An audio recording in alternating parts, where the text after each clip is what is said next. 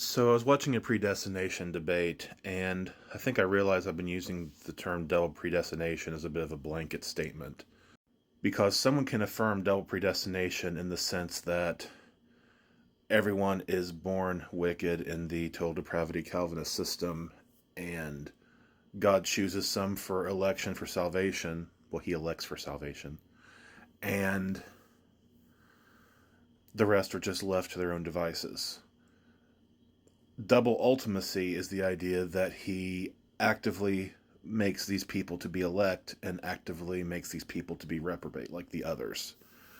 So there's a distinction between actively making the reprobate damnable or more damnable or whatever, and actively causing their damnation and just letting them slide down the hill of depravity.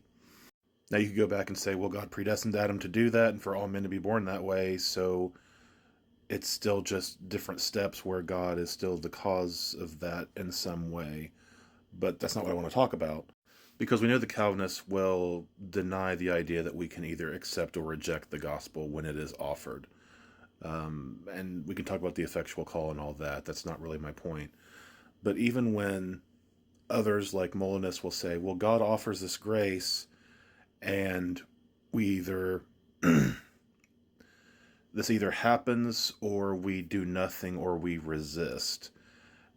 And doing nothing and resisting is considered a work by some. In Lutheran theology, it's a little bit hotly debated whether resisting the offer of God's grace is considered a work. Like, somehow not doing anything is a work. And you have to say that in the Calvinist system to be consistent.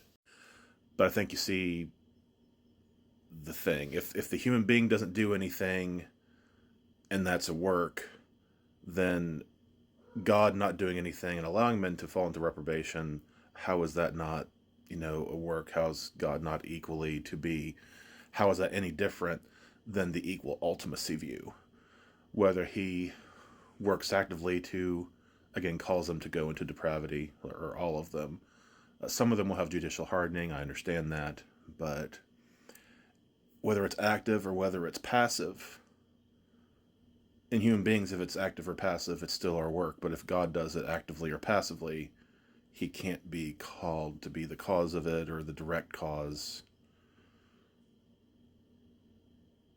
He might be the ultimate cause, but he might not be, but yet he is. And just saying God and man are different can only get you so far when it comes to objections like these.